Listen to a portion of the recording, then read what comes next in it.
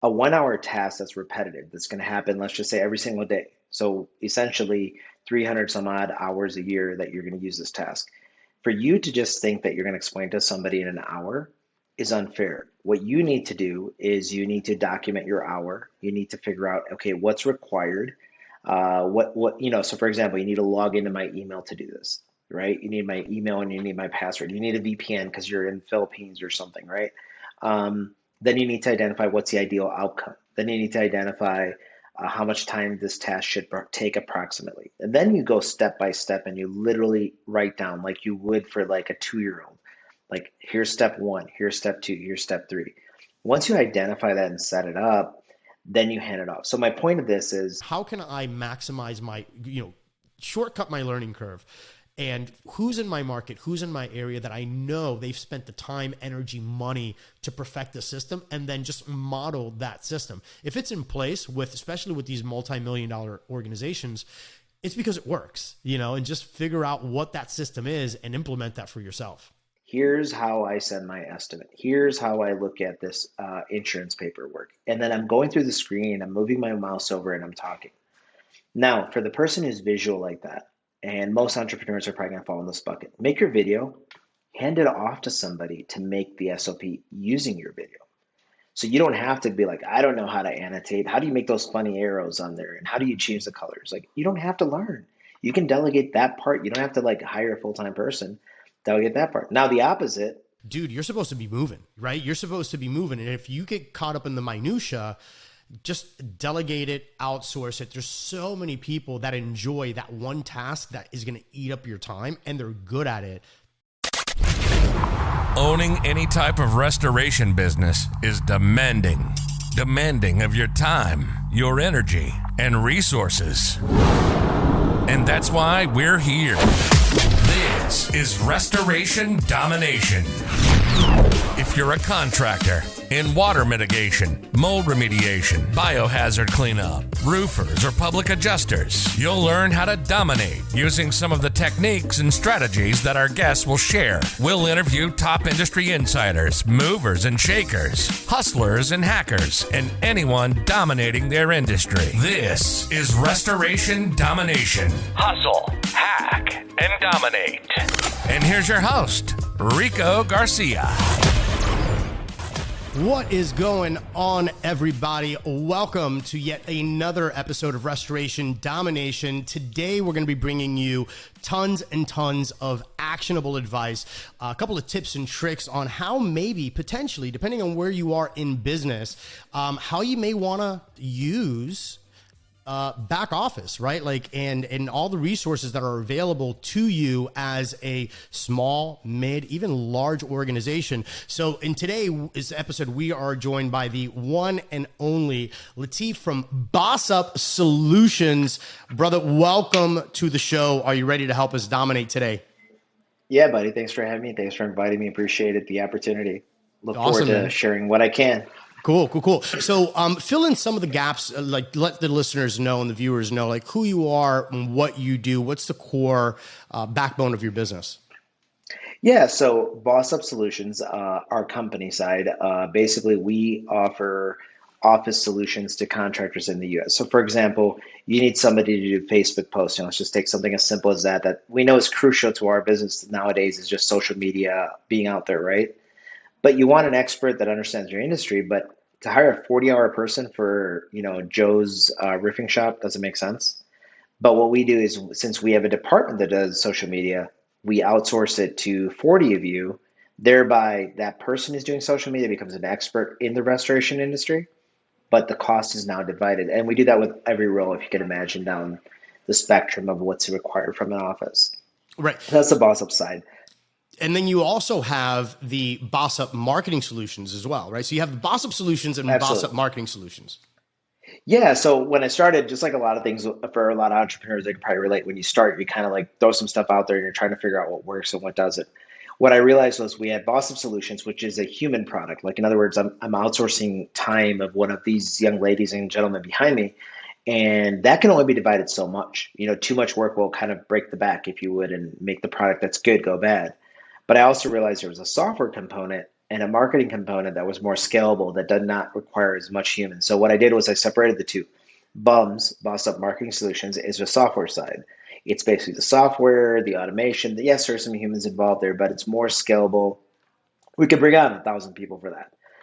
Boss Up Solutions, which is our actual like consultative assistant side, there's only so many people we could bring on at a time. So I kind of divided the two that way to kind of separate it.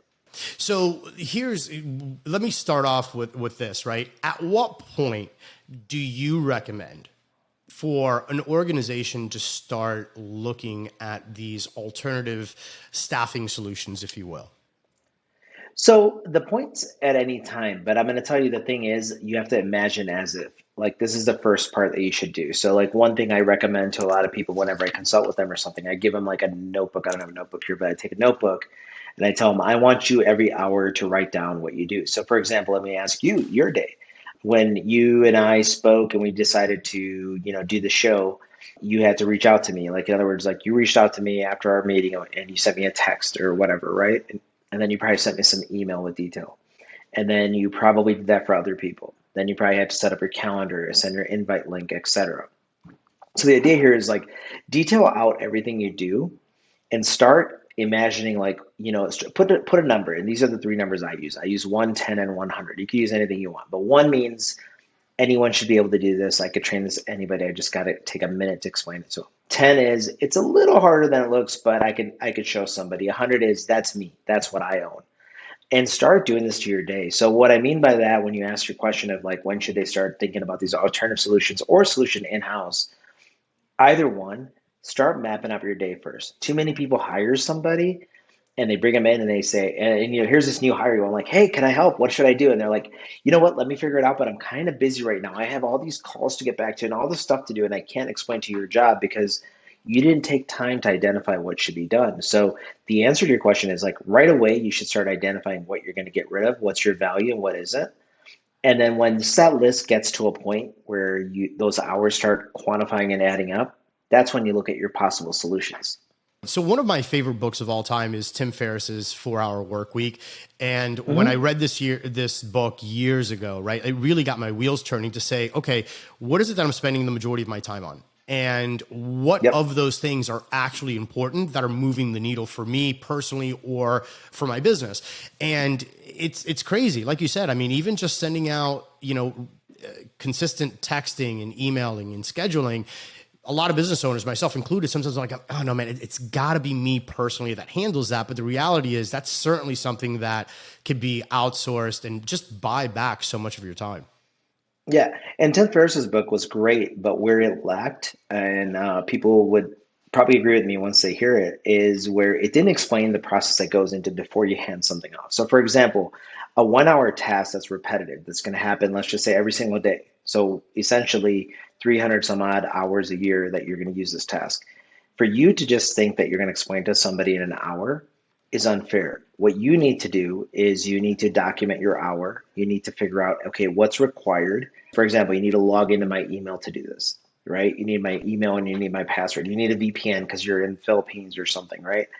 Then you need to identify what's the ideal outcome. Then you need to identify how much time this task should take approximately. And then you go step by step and you literally write down like you would for like a 2-year-old. Like here's step 1, here's step 2, here's step 3. Once you identify that and set it up, then you hand it off. So my point of this is an hour task to hand off, and this is why I say hand off repetitive tasks, not one-off tasks. To hand off a task takes 3 times the time it takes to do it.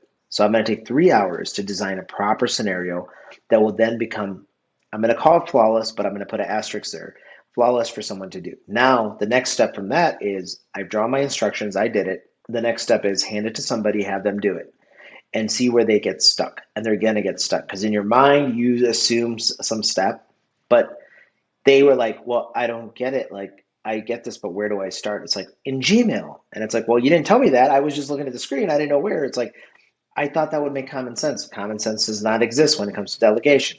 Now go back to your SOP and write in, go to Gmail, right? So you make these edits. Once they're done and they can do that task perfectly and to that time, you have that person hand it off to a second person. And once that's done, you know that your SOP is like solid. Like now you can actually judge somebody and be like, I did my part. If you don't get it, maybe this isn't for you, right? Instead of like a lot of people, if you notice a lot of hires that you bring people on, and what's the number one thing you hear from people? Man, she just doesn't get it, or she doesn't understand, or they don't quite, they're not as sharp as they need to be. They don't know how to do this. It's like, well, that's all this finger pointing.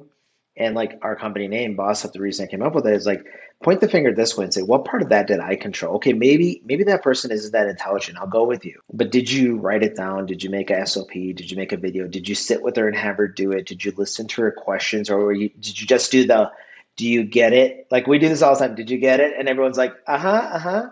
And then it's like, they don't get it. They should be doing this. They should be doing, I don't get it. And they should be asking questions.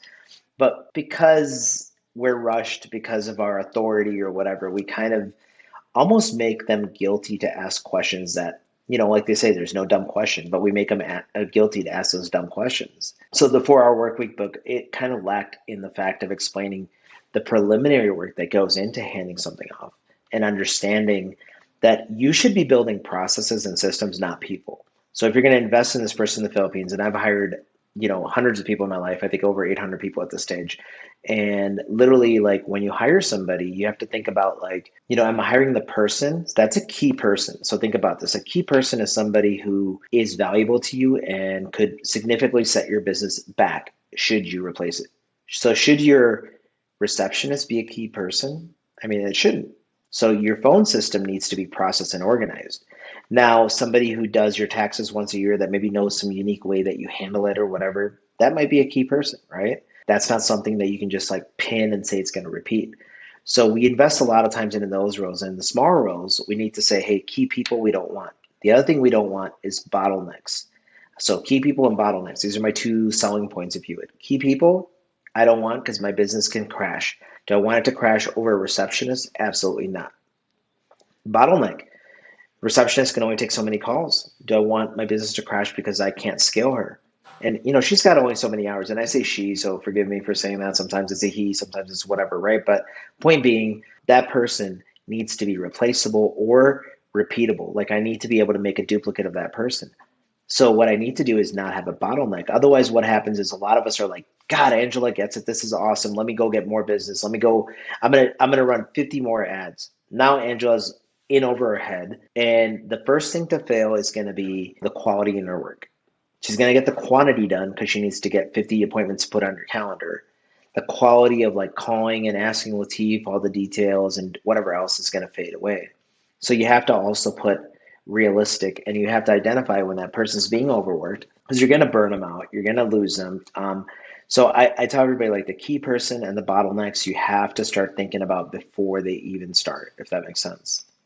Absolutely. So a couple of things just to make it relevant to most of our listeners, which happen to be in the restoration niche. Restoration. Right. So you've carved out a really amazing piece of the market and have found some in-house, what I would call key players like estimators and stuff like that. So can we talk a little bit about that and how you kind of structured your organization to service people in the restoration niche? Yeah, absolutely. So what I did was, I had two ways to go. There's a lot of virtual agencies out there, right? So like I could be a receptionist for a dentist and a plumber and a body guy at the same time. Or you go the niche market, which is what I did. Me having my background I grew up in a family of contractors. We built subdivisions. I built like 52 Starbucks. Like I've done a lot of that stuff. So having the construction background and then getting involved with insurance for a while, doing it right, but also doing it wrong and understanding how to do it. I learned a lot from that. And as you know, we learn a lot more from doing things wrong than we do right, if we're intelligent. Right. If we're not, you could have problems there. But point being, what I did was I started with the basic things like answering phones. And then I was like, okay, well, someone wants me to do an estimate. So I need to start explaining to people how to do an estimate. So I ended up bringing in an Xactimate person and writing estimates. Somebody wanted me to help negotiate, and that's a bad word in this industry, but help discuss, the claim. So now I have to explain to somebody what's ACV, what's RCV, what's this stuff. And then somebody wanted me to do material orders. Now all of a sudden, material orders for you and I who've been doing this forever, we just take it for granted. Like I learned from my dad. I know what a square is. I know what one apostrophe versus quotations means, inches versus feet, right? But we take that for granted. Now you take somebody who doesn't know these things and you bring them in and you tell them, like just today, somebody asking me how much drip bed should I order for like a certain linear feet, knowing that it comes in a 10-foot section. Like you have to train those things. So instead of having you be forced to train it, because that's what I told you is one of the problems is like the bosses, the entrepreneurs don't train. I decided, why don't I invest into training? I'll train the estimator. I'll train the people doing material takeoffs. I'll train the people pulling permits. I'll train the people helping get financing or whatever. Now what's happening is because it's construction centric and focused, we actually become an expert. We don't become a jack of all. We become a king of some. And because even though there's multiple people behind me doing work, they're all focused in a particular section. I mean, there's a few of them are like the asterisks, the ones that go and help everywhere else. But a lot of them are, hey, they're an estimator, they're an estimator. Some of them are, they're social media, they're social media. But that's how they get really good at what they do. That's where I focus on construction. And I'll be honest, I had a call center. When I got rid of it, I was kind of just tired of the industry. I did not want to do construction. I want to do anything but construction. Get me the hell away from construction, right? And what happens? One of my buddies, hey, can you do me a favor? Can you help with this? Sure. The other buddy, sure. So you realize my network is contractors and public adjusters. So I was like, you know what? I'm kind of like, then the spiral started and it took me in and I had two choices, fight it or own it. So I doubled down. I went ahead and, I mean, we have 6 level 3 Xactimate writers here that no other private company has. There are architect engineers, you know, it's something that I sought to go get. So we've been kind of looking at like, hey, what do you guys need? And putting those out there. So the idea was focus on a niche, you know, focus on a niche. Right. So depending on like where somebody's at in their business, right? Because again, there's a lot of people out there that are just breaking into the industry.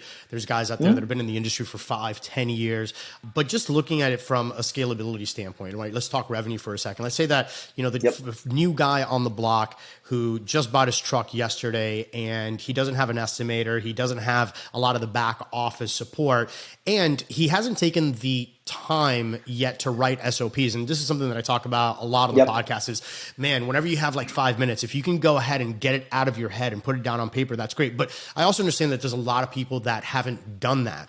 So someone like that, that's listening to the show or that's watching this, and they're like, man, you know what? That would be really, really awesome.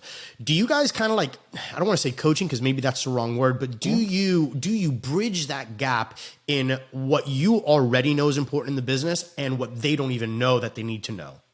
Yeah, absolutely. So the first thing is like, you know, a lot of people, they hear these terms, SOP, for example, and they're like, yeah, I need a SOP. So what does that mean? You know, do I need to do this? Do I need to do that? So what we do is because we work with this industry, I can take the SOP for doing the photos in the field, for example, that, you know, for like a roof, like an exterior renovation, right? I can give you my template for SOP. And now it's much easier for you because now instead of having for you to invent the wheel, you're just modifying the wheel to say, this is what I like, you know? So I give you guidelines that way. For those of you that might not use this and do it yourself, because I want to make this fair to everybody and not just say advertisement for, hey, use this because, you know, whatever. One of the things that I would suggest is find your method. So for example, me, I'm a video guy. I'd rather like use Loom. If you guys have used Loom, if you haven't, Loom.com, Loom.com, the extension for Chrome is amazing. It records your screen. So here's what I'll do. Loom, I press record. You do have the camera looking at you or not looking at you, doesn't matter. And I record a process. Here's how I send my estimate. Here's how I look at this insurance paperwork. And then I'm going through the screen, I'm moving my mouse over and I'm talking. Now, for the person who's visual like that, and most entrepreneurs are probably gonna fall in this bucket, make your video, hand it off to somebody to make the SOP using your video. So you don't have to be like, I don't know how to annotate. How do you make those funny arrows on there? And how do you change the colors? Like, you don't have to learn. You can delegate that part. You don't have to like hire a full-time person. Delegate that part. Now, the opposite, for some of us that don't want to make the videos, but we're very techie, and these are usually the guys that aren't the entrepreneurs, but the ones behind the scene, make the graphic part, make the step-by-step, the checklist, if you would, and have someone else make the video. You need to combine the two. So for a lot of these guys that are doing what you said, like trying to come up with how to do it in their budget, start making videos, start making audio recordings. So here's my suggestion. When you get to a job, I would first go to the door. I would do this, I would do that, blah, blah, blah. And then have someone else go put it into paper. It doesn't always have to be, you know, there's a saying, and I'm sure you've heard it. I think we talked about it over dinner that night, but I said, done is better than perfect when perfect isn't done. And I love that model because someone like me, I will literally write something and spend 4 hours and I will crumple it up and throw it out because I don't like it and start over. And I learned one thing: put your head down and go to the finish line. So, in other words, like just get it done first, then go backwards and polish up pieces. If you get stuck on the first part, you're going to be so worried. I get so many people calling and they're like, I'm just trying to figure out how to get these lead sources on my in my Sierra. It's like, dude, you got 200,000 in AR. Why are you worried about your lead source? Right now, you're focused over here because it interests you, and you should be focused over here. And it's because they haven't run through because they're trying to perfect that first step. And because it's the first step, their mind mentally would not trigger them to the next step. They'll be stuck in that first step. So I know this because I'm guilty of it. And I'm going to tell you the truth. I will sit there and I will try. If you look at my lead acquisition stage, and you see what we have involved with the software or whatever, it's so well thought out and so intricate. And it's not because I'm so smart, it's because I was so dumb. I got stuck in the first stage for so long that I wanted to make it so damn perfect that I didn't even think about estimates. I didn't think about proposals. I didn't think about contracts. I didn't think about the warranty at the very end and the lien releases. So I had to stop myself from my natural tendency of perfection and move to getting things done. And it's something I would advise everybody.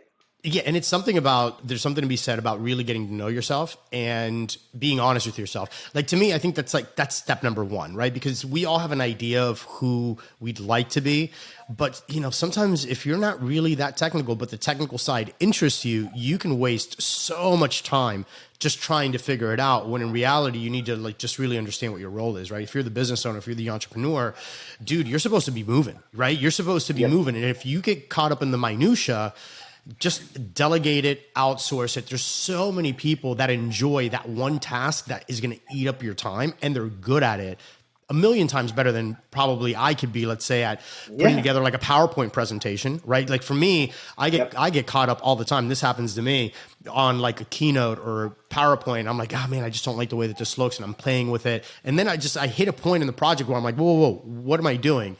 And then I just take it exactly where I'm at. I go ahead and what I'm really good at is I'll pop on my audio recording and maybe my notes, and then I'll just dictate everything that I want, send off what I already have. And 24 hours later, I have this beautifully outlined PowerPoint presentation where I'm like, wow, that's amazing. So just being honest with yourself, I think is really important for the entrepreneur. And a lot of them just really aren't. They just want to they want to be great at everything, thinking that that's actually going to move the financial needle. And that's not always the case. Yep. And the thing is, this is one of the flaws of delegation. So I ask you to do something and you haven't worked in my business. You look like an intelligent guy. You seem to be successful. Like if I ask you to do something and you mess it up, let's just use the word mess up because that's what I'm going to use. I'm going to say you messed up. And what's going to happen is me, I'm like, oh, Rico, you messed up. You know what, dude? This is just, it's okay. I'll just take care of it. That's our attitude, right? Instead of saying, okay, look, I see what you did here. Here's how I would have done it, and get you to understand. Because if I'm going to use you long term and you're going to be for example, my estimate person, I have to be patient with you, and I have to understand that you don't know what I know. And I'm going to have to walk you through that step of understanding what I know, why I do it, what's my frame of mind, what's my thought. And if I think you're a mind reader, that's where I'm wrong. So you have to slow down and do your patience. And there's ways to do this that makes things easier. But the key here is I need you to understand my mindset. So that PowerPoint presentation, they make it, and a lot of times they make it, and it's like, oh, you didn't even use the right fonts, and you didn't use the right colors. Let me just fix it. Okay, sit down. If I took time to explain to you that I'm very picky about the font, the colors, the graphic, whatever, the transition. Once you know that, and I work with you 2 or 3 times, you probably will be better at it than I am. I have my graphics person here. When she was first posting for us for Boss Up Marketing Solutions, marketing it, there were some English errors. And I was like, you know what? I mean, in our name, we have the word boss. We can't mess up because we get scrutinized, right? So I was like, yo, this is improper English. And, it was actually proper English. It was British English. But I had to sit down with her and go through some of it.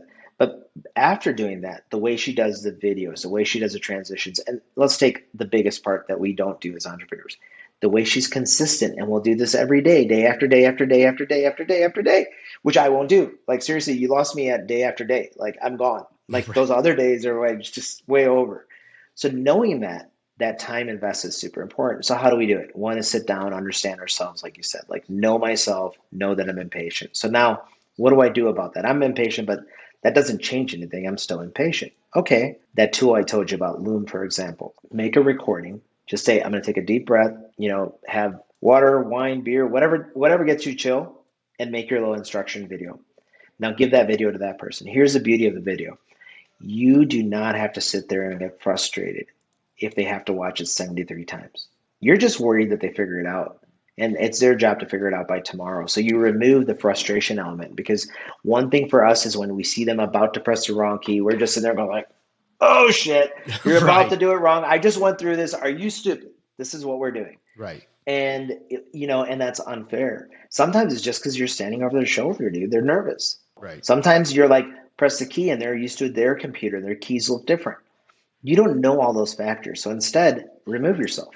Just say, hey, here's a video. Go study it and let me know. Now you have to also train them to ask the right questions, like you guys ask the questions that you need to ask. Don't be afraid to ask me, which means you have to be inviting. I use Loom. I tell them, hey, send me a Loom video back. I don't actually want to even hear from you. Send me a video, because when you're telling me something, you confuse me.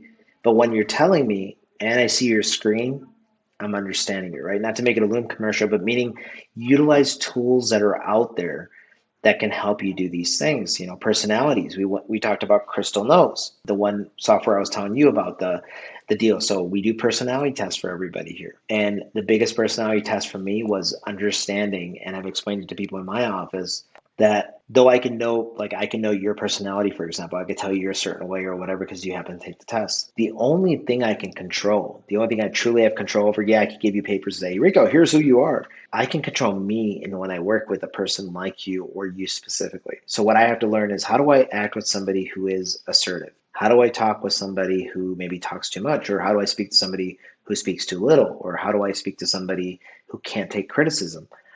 I have to learn to adapt myself. And that's been a humbling experience for me over the last few years, just understanding that I can't change you, but I can change how I act with you. And that's been very important. And I think utilizing those tools, Crystal knows that personality thing, Loom was one of the things that came from it.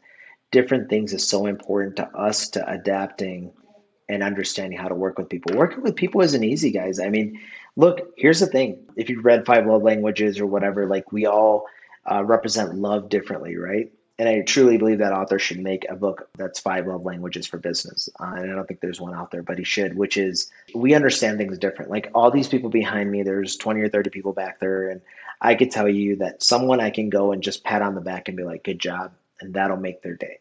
Somebody I have to give them a bonus cash. Some of them I have to like kind of make it a public spectacle in front of everybody, be like, such a good job, everybody, and some of them it's a job title. Some of them it's take them to lunch. You have to learn to speak their language. And although, yes, they speak English, right? No, you have different languages. We all have languages. You yourself listening to this have your own language. I don't need the drama or the story. Just tell me what you want, what you need from me. I'm very matter of fact. But there's other people you do have to ask them. Hey, Rico, how was your day? How's everything? How's your mom? How's the kids? Yeah. What about the dog? Is that going all right? Did you get that? Whatever.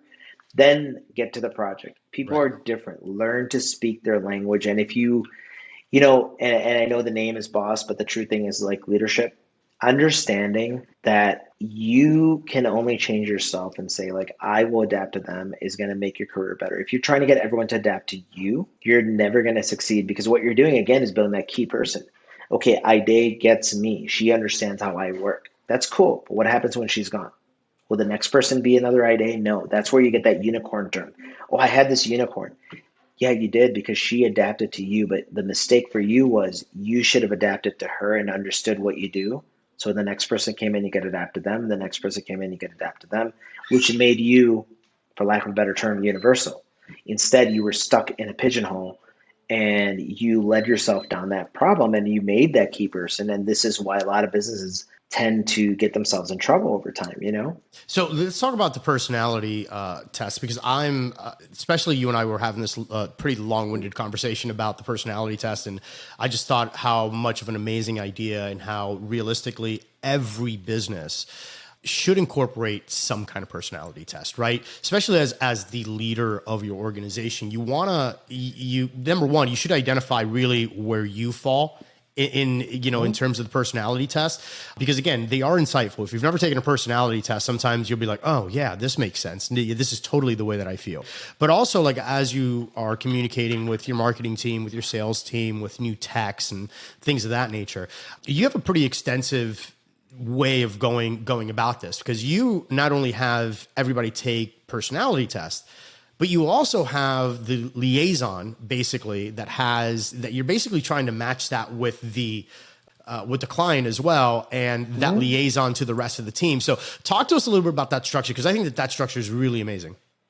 Yeah, so one of the things that you understand is, because the love language is, like I said, the way we speak or the whatever, is understanding personality. So one thing is you might have a person, are they in the right position? So first thing we have is somebody sitting there looking at what they do versus what we're demanding of them.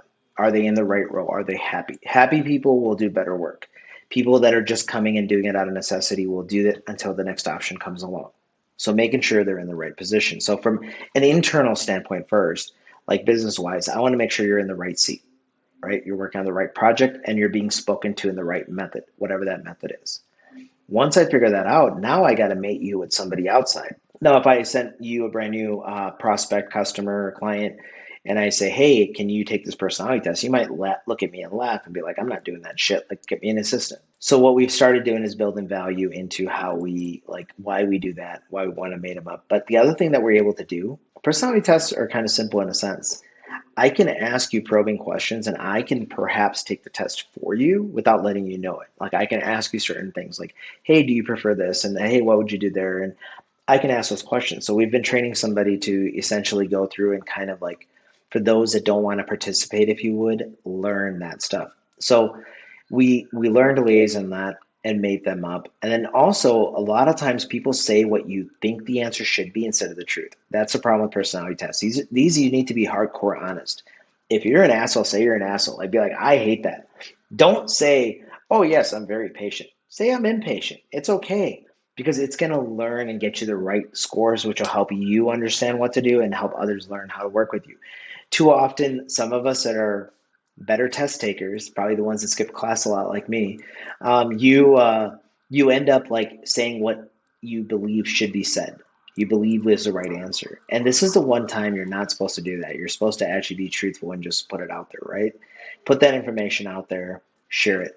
Internally, we have, so there's inside of Crystal Knows, for example, there's these things called playbooks, like how to work with somebody, how to resolve conflict with somebody, how to appreciate somebody, there's different how-tos. So everyone in our internal communication platform, we create a link for their profile. So if anyone's going to go have a conversation with somebody, anyone wants to reward someone, anyone wants to conflict with somebody, anyone's in an argument with somebody, all that information is there. So before you go have this, you click it. And this actually literally substitutes the HR department. It really helps you understand that next person. If you have a client who's and I get this a lot, I get the husband-wife combination clients. Those are fun. Husband's like, yeah, just do whatever. And then he pushes his wife off onto you. And this roles could flip. I'm just using an example. And the wife's just like at you. But you have to learn their personalities.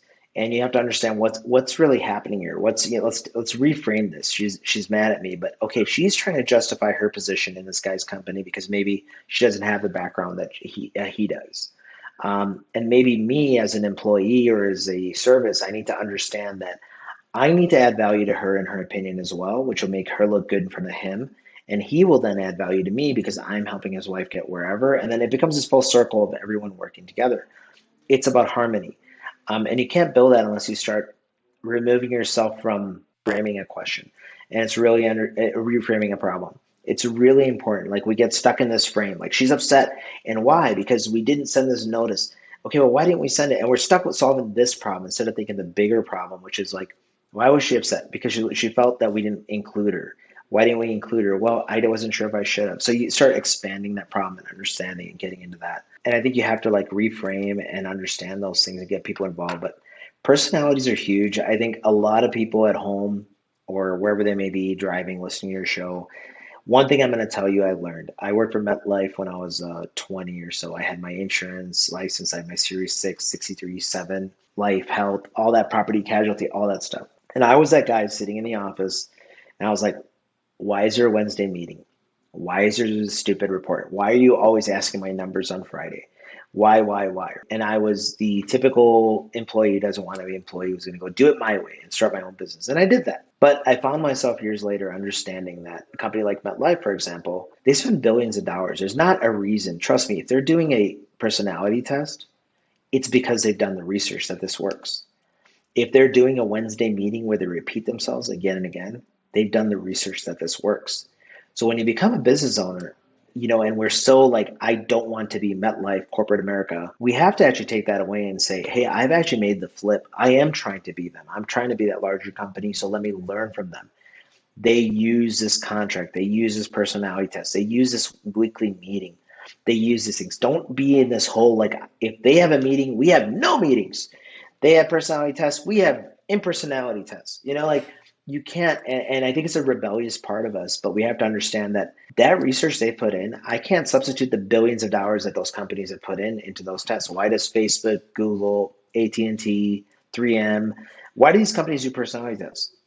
There's a reason behind it. So if I can understand that reason, apply it to my small little business, I've taken advantage of countless amount of research, countless amount of education, countless amount of testing that I can just simply just model my business after. I don't like to use the word steal, model my business after, and say, hey, we're going to do a personality test. We're going to do a weekly meeting. We're going to do, why is EOS doing so good? Like, why does that EOS system work so well? I mean, what is it? It's simply measurable, accountable things that you're doing every week. We're going to have this leadership meeting. We're going to do it in this format. We're going to have these measurables. So instead of us saying get the project done, we're going to say get phase 1 of the project done. We're going to create measurables. This is not rocket science, guys. It's all out there. But I think we're the problem, where we just don't want to listen, and we want to find this magic solution that just magically happens. And there is none. It's just putting in systems and processes, operating them, and monitoring them. I think it's super important to do those things. And taking the time, again, it's really, and this is tedious, and I can speak about this because I've done it, right? Like, I've fallen victim to it. I get so agitated with the simple stuff, because to me, I'm the type of person that I can see something happen once. I can watch a YouTube video once and I'm like, oh yeah, common sense. Now that I saw it, total common sense. And for me, It's like anything. It's like, if I can identify like workflow really, really well. So like, if we're on a project, I should be like, okay, cool. You know what would make this work really fast? If I'm doing this while that person's doing that, and I can time their movement to know where I should be in order just to make things happen. And for me, this is common sense, second nature. Doesn't matter what it is. It's just the way that I look at life.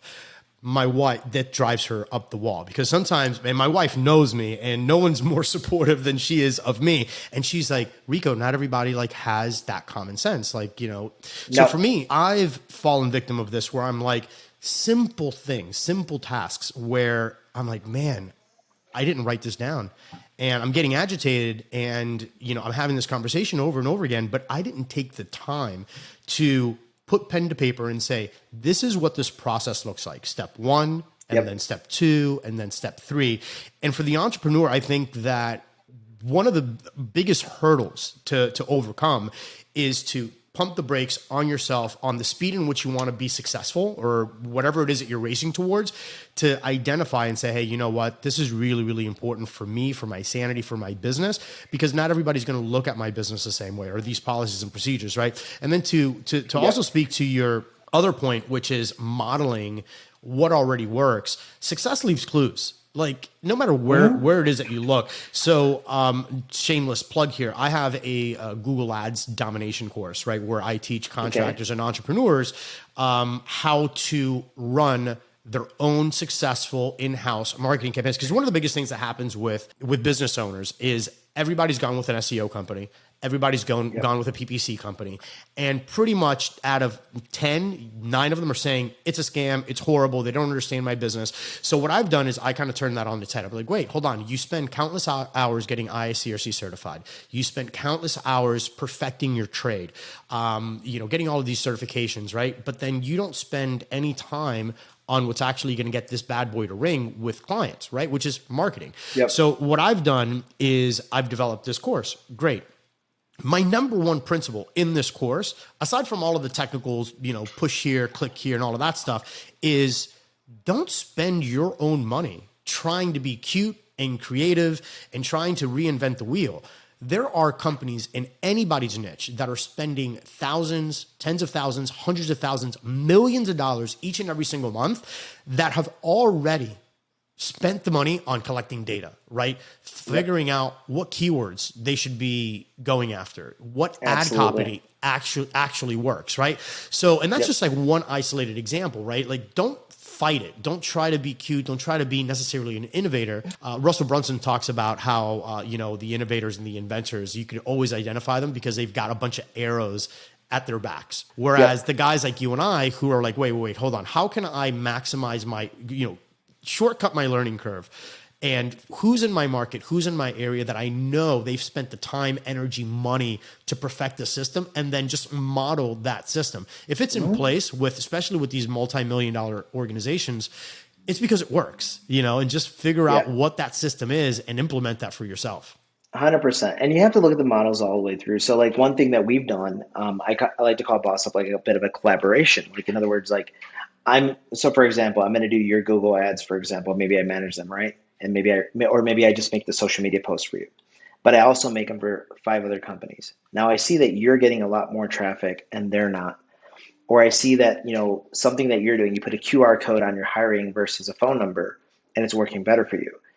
What I'm able to do is collaborate and learn from other people. And I share that knowledge across our clients, right? Our client base. So we say, hey, it's not Lateef's thing saying it's so much better to put a QR code on your hiring thing. No, I've looked at dozens of different ads, dozens of different ways, and I'm telling you what I see working. So now what I'm able to do is take things that you're doing well and move them over, and vice versa. One of the things that we do, I'll use your Google ads, and I'm interested in learning more about that later on too, by the way, offline, but Google ads or any kind of ads, a lot of people, we get into this lead service, like, oh, should I use Angie's? Should I use Home Advisor? Should I use Google? Should I pay this person, that person, et cetera, et cetera. And there's a accountability thing that I think a lot of people miss here. And I think the lead providers and the marketing people get a bad rap for a different reason. And I'm not saying they don't have their own part in this, but I do want everyone to understand this. We market at a certain level. So all of a sudden, let's just say I'm using a Home Advisor, right? We'll use the one that everyone hates, Home Advisor. So Home Advisor is sending me a lead and I go make a few bucks from it. And then I get another lead and I call them and I'm like, hey, Miss Jones, like, hey, what's going on? And I go there and make some money. Now, fast forward a month later, Home Advisor is sending me a bunch of crap leads. They are essentially just taking my money. And then because I didn't reply to them and tell them the lead was bad, they're billing me extra money, right? This is the typical story cycle you hear. Now, in there, Home Advisor's got its faults. I'm not defending them, but there's faults on our side, the boss up part, pointing this way. So now, when they first were calling, what were you doing? Oh, I was answering right away because it's late. And what are you doing now? I'm busy dealing with that job I got from the first lead from Home Advisor. So I'm actually right now getting back to it in half an hour. Okay, so fault number 1, you changed what you did. It worked before and it's not working now. And this is what I call the success to failure pattern, which means I start succeeding on my way to failure. So what I do is I succeed, and what I used to do, what I did to get myself to be better, where they referred somebody and they referred somebody, all those things I did, those extra steps. Now that my volume is, I can only handle so much because I start failing because I can't do the little things I used to do. I used to get back in 5 minutes. I used to send a follow-up text.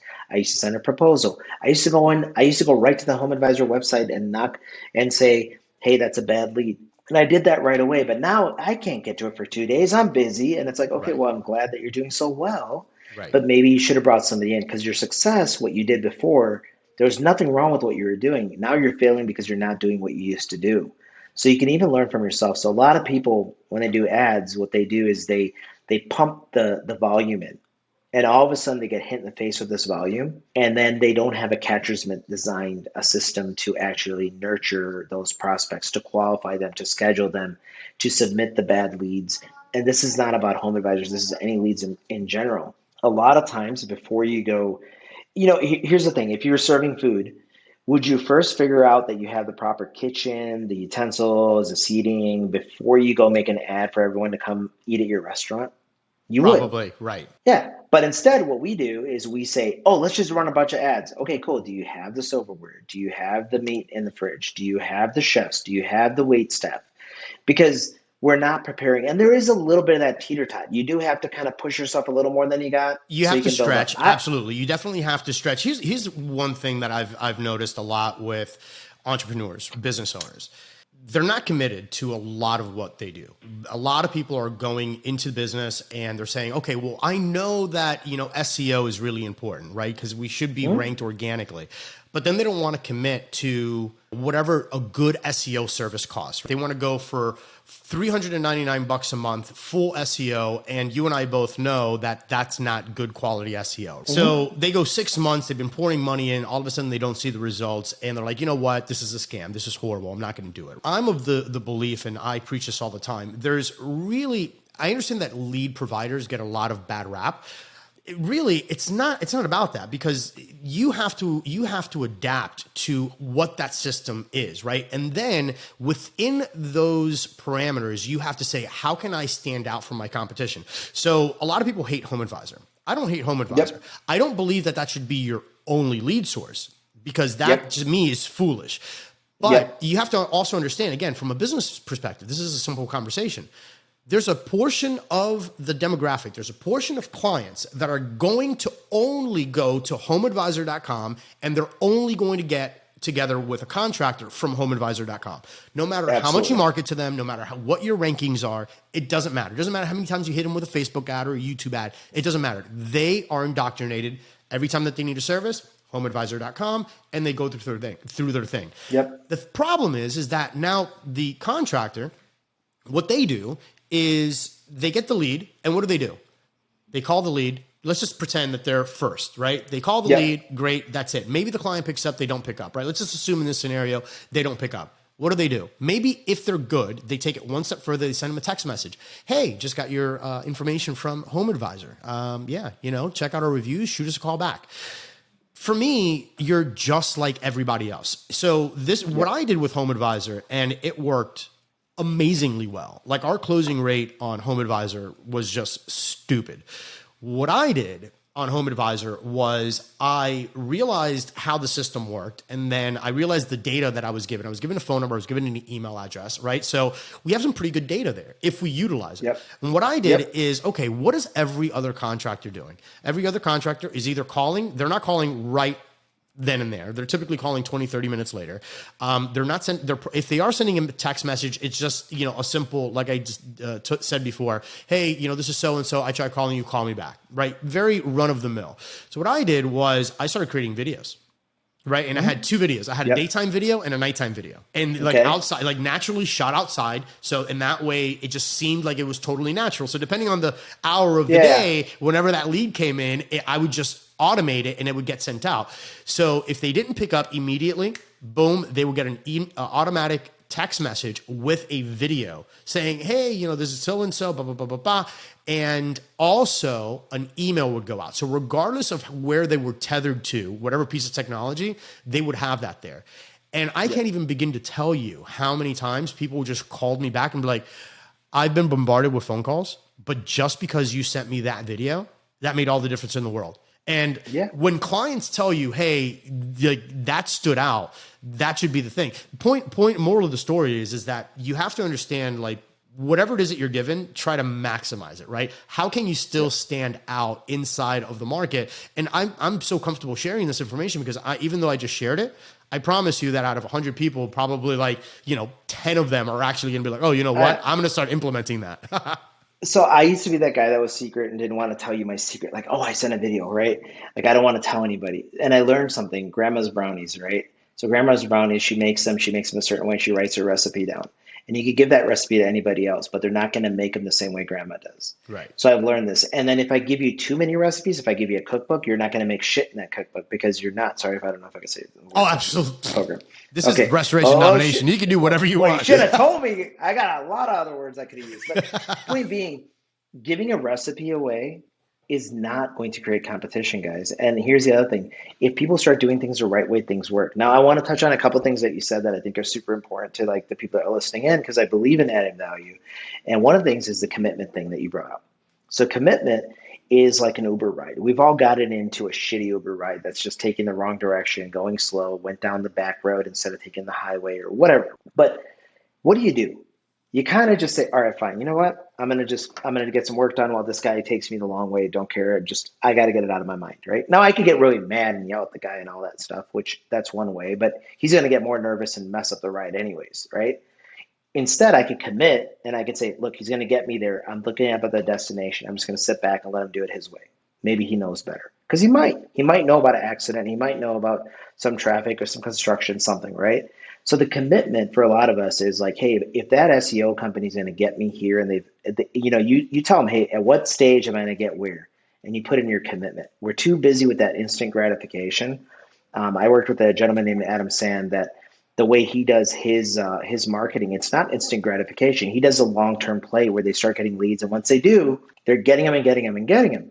But the problem is the companies would go to some company that gives them some instant blast of leads and they wanted that. But those would dry out. And then they would wonder what happened. Well, you guys used to be so good month one. Why are you so bad month two? It's like because it was kind of like one of those, spurts, and it's not a sustainable program. The sustainable program would require like, I don't know, a 12-month commitment. And it's like, oh, well, I was going to do it with the other guy, but I failed because I didn't stay committed. And you mentioned diversity. Get in with the home advisors, get in with the larger company, get in with like, I don't know what your program is, but whichever programs, get those in and start diversifying. But stay committed. One guy's going to move slower and get you long-term results. One guy's going to move faster. Now put measurables. Don't be dumb. Put measurables that you can start seeing, hey, are they hitting their targets? Are things working? Are we making strides? And this falls to a lot of the marketers. The marketers are bad about presenting their material and explaining when you should see results and what they look like. And know your numbers. Know your numbers as a business owner. Because again, so for example, let's say that, just to give it an oddball example here, right? Let's just use emergency water mitigation, right? And let's just say that nowadays we're talking about a $3,000 emergency water mitigation cap. Okay, cool. If I was to tell someone that I can spend $3,100 to acquire that client, most of people look at me like I've got three heads. Well, why do I know that I can spend $3,100 on that client? Because that client isn't worth $3,000. That client has a lifetime value, right? An LTV. So, but the only way for me to know that I can go in the negative on the front end, it's kind of why like Costco goes negative millions of dollars on loss chicken. leaders. Right. The loss leader. Okay, cool. But if you don't know your numbers, you might just have a really successful campaign, a really successful marketing person, right? That's knocking on doors and doing their thing. And you're like, oh my God, we're taking a bath on this. But because you haven't taken the time, again, to slow down a little bit and be like, okay, what do my numbers really look like? What is this data telling me? Okay, how many times does my phone need to ring in order for me to get an appointment? How many appointments do I need in order for me to get a sale? Once I get a sale and I actually have some kind of a CRM in place and I'm tracking the relationship of that customer, what referrals am I getting from this customer? What kind of a cheerleader are they? Are they calling me back? Are they a property management, company or someone with a connection? And how many other like if you don't have that data, you don't know how much you could actually spend on a good quality campaign. So it all kind of always ties back into being a little patient, doing your research, really getting familiar with your numbers. Yeah, and then figure out what goal you're actually trying to get to. Sometimes we fight because, entrepreneurs, we look at like the mistakes or whatever along the way. So you posted this wrong, you did that wrong. Instead of looking at the end term goal, like let people see their course, point things out for sure, but don't get stuck on this minutia and miss the target. Like what do they say? Don't stop to pick up a penny, miss a dollar. So don't do that. And the other thing, like when you mentioned the lifetime value, the other thing that you have to know when you know your numbers is know what parts that you could optimize also. So in other words, okay, so think about it this way. Water mitt, you just use that example. I have a flood and you spent a fortune getting yourself on the top of that. When I put in water mitt or whatever I'm putting in, what would be a common word I would search for if I had water mitt? What would be it? Yeah, like water damage, let's just say. Yeah, like water damage. Okay, water damage repair, right? Emergency water damage repair. That was my keyword. Now you spent a fortune. Now you're busy doing your show and you got Lateef on here, so you put your phone like a good guy on do not disturb, right? And let's say you're the only guy. Now you can't answer it. Now you're spending $3,100 a lead. I can't believe it. And here's what's going to happen. If I call you and you don't answer, what am I doing next? You're calling the next person. I'm calling the next person. Now this guy, he's spending very little in ads because your area isn't competitive. And this guy, he's spending maybe $200 on his ads and he's going to get a sale. And he thinks his program's going really well, but he's number two. Why is it going so well? because number one doesn't answer his phone. So, I mean, being number two is actually even better here because you're create that great video, that great attention. You're going to get me wanting to use your service. So you drew me in, but you didn't do the basic thing of create a capture service, which now makes number two more valuable than number one if you could do the part that you're doing wrong better. So this is where like we did that bums portal, the Boss Up Market Solutions portal, which was like, we create those autoresponders and automations and all that. But the thing for a lot of people, they got to understand, either replace it with people or replace it with process or systems. You have to figure out those things. If not, I mean, everything can be scrutinized. So you should work in your business a certain period of time. I like to use Sundays, but maybe it's one Sunday a month, maybe it's once a quarter, but you sit down and you remove yourself from the minutia and you go to work on your business and say, okay, this is what my leads are costing me and I'm doing good. And yeah, I can pout my chest about how I know the lifetime value. It's like, okay, but could I maybe make that 3,100, 2,100? And maybe I could. I'm not saying you can or can't. I'm not picking on you, but I'm saying we have to give ourselves, be your own devil's advocate. Start attacking your own thing and breaking it down. Say, what if we answered quicker? What if we hired an answering service? What if we used Lateef's system? What if we used some autoresponder, whatever, it doesn't matter. But start looking at those things. We don't do those things and we don't leverage those. And we think we know, and we're too soon to jump the gun. I have a guy who literally, we used to answer all these calls and just pain in my butt, I'll be honest. And I could not get him to be happy. We were answering his calls, one of our lowest services. This is before we brought in bums, our software. And it was just, could not get him satisfied. But it was one of those things in me that I just wanted him satisfied. So I wouldn't let him go. I probably should have let him go. Then we put it in the system. It's got these autoresponders, which kind of say, hey, I missed your call. Can you tell me what's going on? And then you say whatever. And it says, hey, can you share with me your name? Can you share with me your address? And it just automatically goes through. Last week, they booked 42 appointments without a single human intervention. It was all automated. 42 appointments. Suddenly, this guy for 3 months, I have not heard anything whatsoever. No complaints, no nothing. And we've gone from an 85% answering ratio. We're not an answering company, right? We answer phones, but we're not an answering service with 24/7, 360. But since we employed this, we've actually taken our 85% answering rate and reduced it down to about 60, and we're getting better results because the automation is picking up what we used to, so which has made my life easier. I can offer you a service now that you can leverage my team that understands insurance, that understands restoration, that knows the terminology. But by leveraging the system, I do good. Now, before, my complaint used to be, well, Ruby answers 100%. They're nice on every call. And I was like, so why are you using Ruby and not your girl in the office? Well, she's not nice. Well, why is she there? Well, she knows what she's doing. It's like, okay, well, we're that part. We're the ones that know what we're doing.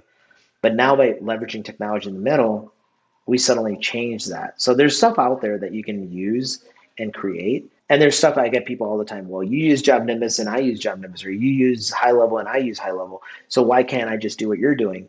It's like, well, because think about if they're just selling you a prepackaged deal and you could get a better deal somewhere. I get it. A 2x4 at one store and 2x4 at the other store might be the same. But if this 2x4 has been trimmed and shaped and cut down to size versus this one hasn't, maybe you should be investing over here. So when we built our software, being a white label type service, we're specializing for this industry. The idea behind it is it's tailored to you. If you want to invest that time and do it, hey, God bless, do it. But if you're not, like, understand that there are some ready-made solutions out there, like your Google course. You can do it. Some people in the course say, hey, I know what you're talking about, and I'd rather have you do it for me. Oh, absolutely. It happens all the time. Yeah, absolutely. Which is fine. I mean, hey, and I think that that's something everyone should know is what is involved. And I think this is the entrepreneurial part of us. We want to know what it takes. Now I can put a dollar figure and be like, you know what, Rico? I can pay you that. I get it. I saw it and I know what you're doing. I understand it now. Right. And also the other side of that is, how are you, again, you don't have to be an expert at everything. Let's use the Google example. I do not intend on having world-renowned Google ad experts. That's not who my students are. What I want them to be is competent in the user interface and how to do the due diligence, how to do the research. That way, if they do decide to outsource it, bring it in-house, use a marketing company, now they can speak intelligently and say, you know what? yeah, you know what? This campaign Exactly. is put together really well. We just need to go ahead and collect more data. We need to do more of this. We need to do more of that. So I think that's really interesting, right? It's just Yeah. knowing enough to be dangerous, and then deciding at that point and saying, you know what? Wow, I found my calling. This is amazing. This really does it for me. I'm going to dig really, really deep. And maybe that's your thing in your company. Or you say, you know what? I hate this, but now I understand it. Let me And delegate. now I know, now I know if somebody's doing it right or wrong, or at least I know enough to hold my own. It's like Exactly. reading a full book versus reading a story shot, like, or a Right. Blinkist, right? You do it so you know enough about it where you can hang in there, right? And one of the things I'm going to tell you, like you mentioned, your training course, and there's training courses for everything out there nowadays, right? And there's a lot on YouTube, and that's great. Here's the thing that I've noticed: a lot of owners buy into some course because the funny thing about salespeople is when we get sold, we get sold. And when they get sold, they buy this university and so and so's like restoration program, for example. And they watch one episode or two episodes, and they're just like, "Yeah, I'll get to it later," and then it's just put away. And they're paying $500 a month, month after month after month after month after month. And then finally they're like, "Oh, that guy's a ripoff, man. I gave him $6,000 over last year. He hasn't done shit for me." It's like, well, you didn't take time to watch it. Now, my point is, now that I know that I think there's value there and I believe it, why don't I go to one of my assistants or somebody that works with me or my outsourced agent and say, guys, I got this university. I believe in what this guy is doing. Could you go through it with me? They're going to have the time, the patience, the intelligence to go through it. And I mean intelligence that you're not intelligent, meaning like that's on their level. They're going to do it. They're going to do that work and figure out, and they're going to be like, oh, we should start doing this. We should start doing that. And they can start highlighting everything you need to know and come back to you and say, hey, Rico, in that university, I saw what they do with their ads is they do this. What do you think? And you're like, hey, that's a great idea. Do it. But Right. instead, they kind of shield their universities to themselves instead of exposing it to their staff.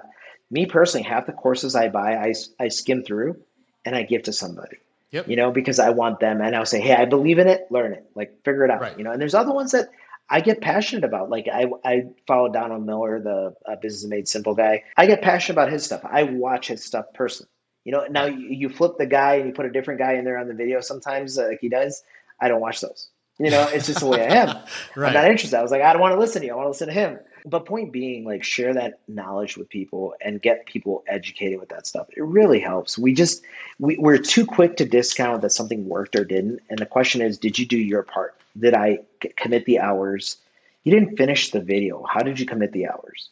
You Right. didn't. You didn't Exactly. watch the material. You didn't read the material. You didn't do the workbook, for example. So if you're going to do it, commit to it. And if you're not going to do it, give it to somebody and assign it to them to do it for you and say, hey, here's this 50 chapters. I'm not going to go through it. You go through it and highlight what's needed and then bring it to me and let's talk and let's implement. And you're Exactly. going to get huge value. You'll get huge value from that stuff. It's just something that people should share. And some people are afraid to share with their staff. I don't know why, but they are. Yeah, again, I think part of it is just, again, it's a pride thing. It's like, oh, you want to go ahead and have all this information. It's kind of like, you still feel that it's secret. But again, why did you get the information in the first place? Like, you got it because you thought it was going to move the needle. Why did you buy this new equipment? You thought it was going to move the needle. For you, if you realize you're not going to jump on, let's just say, like, we don't do carpet cleaning. That's not our thing. But if all of a sudden I decided to get a truck mount because, you know what, the idea of a truck mount is really, really good for carpet cleaning, and I want to go ahead and do that thing. But then I'm like, you know what? I'm not going to use that. I'm not going to use that $70,000 piece of equipment. Well, that's on me now. I'm making, horrible decisions. I have the equipment, the course, the university, whatever. Let me be the business owner. Let me look at the resources that I have and the resourcefulness and be like, hey, look, you know what? Let me go ahead and pull somebody, put them in that truck, and now they can go ahead and do that. They can go ahead and manage that aspect. So switching gears here real quick, man, talk to me about how you can help an organization. Let's say that, people are listening to this and they're like, holy shit, okay, cool. Lateef has really got this like great back end, great company culture, has got Xactimate trainers, has got marketing and all of this stuff. But the business owner doesn't even know where to start. What does like the onboarding process look like, right? Let's just pretend that I'm starting my business, or maybe I'm a year in business, and I know that I need all of these key players, but I don't even know where to start. How does that process look like? All right. So the one thing with business owners is we're ready to throw money at a solution if it works, right? Like, here's my money, take it. Right. And the problem here is what you're trying to do. It doesn't work that way. I mean, We love your money, but we want to do it different. What we need to do first is sit down with you, and my team does this. We're going to go through like your day and what your job description is. We're going to build a job description. Before you hire a person or a company, I have to build a checklist of what that job description is. And I have to then sort it out about what skill levels each task has. And once you build a job description, like my team, what we would do in our case is we're going to take that job description and say, okay, so we're going to post for you on Facebook and Instagram 3 times a week. We're going to answer all your calls. We're going to schedule for your one set of salesmen in this business, but not the other business, or this location, not the other location. We're going to write all your estimates, but we're not going to actually follow up with your carrier because you have someone who does that. And we're going to follow with your AR and schedule the check pickup. So I built a job description. Now, once I built the job description, now the difference is if you're hiring an individual, that job description might not work. Like she's good with bookkeeping, but she's not good with social media, right? With us, you get to go through the full job description, your needs. Now, once the needs are established, I figure out what staffing I need. Then the next thing is capacity. And this is a big thing. So I can do your estimates. Great, do my estimates. How much is it? This much a month. Awesome, sign me up. And then all of a sudden your business is doing great and you've tripled the amount of estimates you give me. And then I call you and say, hey man, a lot of estimates. You think we can like get a little bit more money over here? You're like, no, we have an agreement. And this is why we've gotten good about establishing capacity. And this is something, again, I'm saying this with our business, but you can apply this to people too. What capacity can they maintain? Set a realistic number. Okay, 40 estimates a month. I'm just giving you a number. 40 estimates a month is justified for this money. And everything over, now either we can say to be determined or we can establish a price. In our case, we try to do both. We'll say, do you want to give it to be determined, or let's do 125 an estimate. Here's what's going to be included in that estimate. Is that all right? We agree. Because your capacities are going to change and you shouldn't get stuck. But the cool thing with my business or our business here is because we have a volume of people, if your phone volume is down today and someone else's is up, we're picking it up. Tomorrow, if your estimate volume is up and someone else's is down, we're picking yours up. So it's a co-op of resources, which is very cool. You get this access to a pool, a team with all these talents, and we get to do that. So the process is going to be job description, capacity, and then now, and this is the biggest one, laundry.